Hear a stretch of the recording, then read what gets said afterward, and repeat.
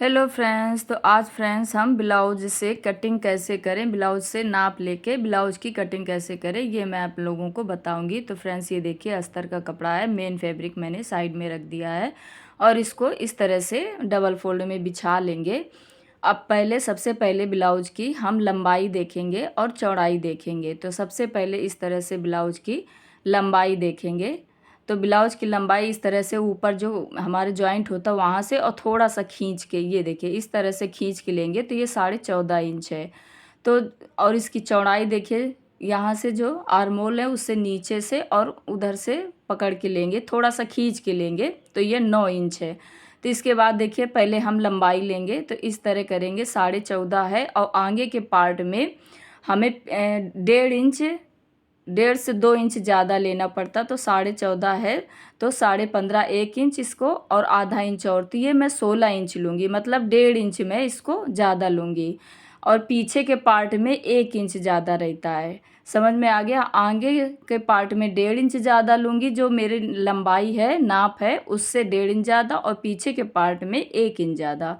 इसके बाद चौड़ाई देखिए, चौड़ाई मेरी 36 इंच है तो 36 इंच मतलब 9 इंच, तो 9 इंच पे मैं लूँगी। इसके बाद अब हम ये 9 इंच पे मैं निशान लगा दूँगी।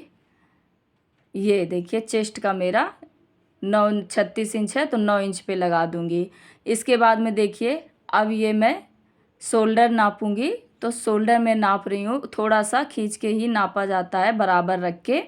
तो ये मेरा 11 इंच है, 11 इंच का और आधा आधा इंच सिलाई चला जाता है तो 12 इंच, 12 इंच का मतलब 6 इंच पे मैं निशान लगाऊंगी। तो ये मैं 6 इंच पे निशान आधा इंच मेरा सिलाई पे जाता है। इसके बाद जो आर्म होल है ये देखिए, मैं हमेशा 5.5 लेती हूँ।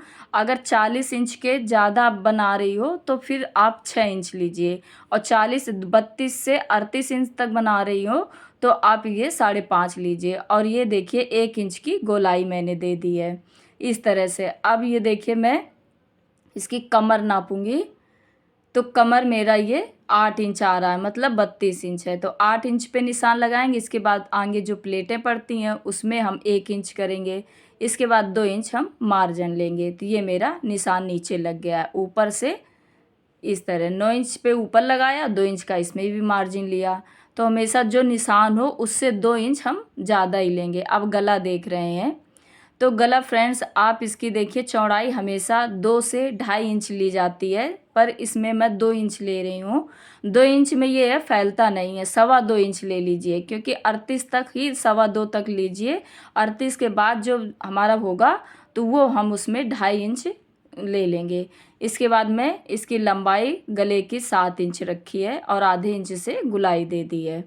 अब इसके बाद में ये देखिए मैं जो ये प्लेटें पड़ती हैं, जो सबसे नीचे वाली प्लेट है उसकी वो लंबाई देख रही हूँ। तो ऊपर से नापा है तो 9 इंच पे आ रहा है।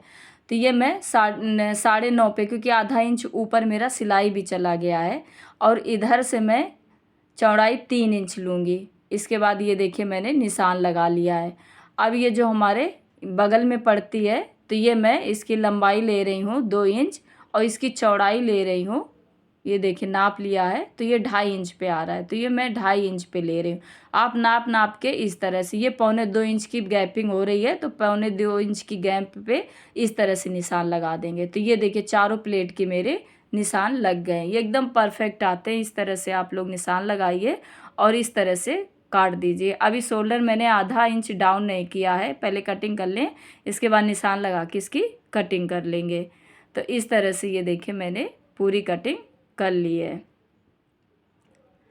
ब्लाउज से नाप के बनाना भी बहुत आसान है, बस थोड़ा सा ये देखना पड़ता है, सिलाई जहाँ होती है वहाँ पे आधा इंच मार्जिन लेके करते हैं। अब ये देखिए मैंने आधा इंच पे इस तरह से ये कटिंग कर दी है। शोल्डर डाउन किए जाते हैं आधा इंच पे। गला अभी मैं नहीं काटूंगी क्योंकि मैं कुछ डिजाइन बनाना चाहूँ तो बाद में, इसलिए अब बीचों बीच इसको काट दिया। आगे का पार्ट है ना तो आगे से खोलेंगे। इसके बाद ये उठाया, उसको भी सीधा किया, इसको भी सीधा किया। अब इसी के ऊपर पूरे एक बराबर रख के इस तरह से टैप करेंगे तो ये जो निशान है नीचे देखिए पड़ गए। अब इसी के बराबर हमें निशान लगा लेने, डबल निशान लगाने की ज़रूरत नहीं है। ये देखिए मेरे अस्तर का आगे का पार्ट ये कट चुका है। अब हम पीछे का पार्ट काटेंगे। तो इसी पार्ट को उसमें ये देखिए रख देंगे। बस शोल्डर थोड़ा सा आधा इंच हमें ज़्यादा लेना है। आगे गहराई ज़्यादा आधा इंच ज़्यादा देना पड़ता है, इसमें कम देना पड़ता है। बस आधा इंच इसमें हम कम काटेंगे। तो ये निशान आधा इंच में ज़्यादा लगा के इस तरह से एक बराबर काट लूँगी। तो इस तरह से आप एकदम परफेक्ट नाप काट सकते हैं। पीछे का आगे का एक ही नाप होता है। बस जो शोल्डर जो हमने आर्म होल लिया है उसमें आधा इंच ज़्यादा काट लिया है, बस इतना फ़र्क है। इसके बाद में नीचे से नाप लेंगे। तो इसमें ये हमें आधा इंच डाउन कर देना, क्योंकि हमें आधा इंच कम लेना होता है ना। पीछे जो लंबाई होगी उसमें 1 इंच बढ़ाइए, आगे 1.5 इंच, क्योंकि उसमें प्लेटें पड़ती हैं। बस समझ में आ गया। अब देखिए आस्तीन मेरा ये 7 इंच है। आधा ऊपर आधा नीचे इंच ये डाउन होगा, ठीक है। तो 8 इंच लेंगे इस तरह से। ये मैंने 8 इंच लिया, क्योंकि आधा आधा इंच सिलाई में जाएगा। इसके बाद ये देखिए गोलाई इसकी कितनी है, 6 इंच। तो इसको 6 इंच पे इस तरह से लगाएंगे और 1 से 1.5 इंच इसका मार्जिन लेंगे सिलाई का। अब ये पूरा 8 इंच है तो नीचे से निशान लगाएंगे इस तरह से, और नीचे से हमने इसको 3 इंच पे डाउन किया है। अब ये इस तरह से निशान लगा देंगे, मार्जिन का और सिलाई का दोनों का निशान लगा के, और एक बराबर इस तरह से शेप में काट लेंगे। अगर फ्रेंड्स आप लोगों को ये आस्तीन की गोलाई कटाई नहीं आती है, किस तरह से इसकी शेप दें, तो एक मैं वीडियो बनाऊंगी, आप लोगों को समझ में आ जाएगा। इसके बाद ऊपर कट लगाएंगे और आधा इंच की आगे के पार्ट में गोलाई दी जाती है। इस तरह से कटिंग की जाती है, नीम की पत्ती की तरह। बस इस तरह से ये कटिंग हमारी हो गई है।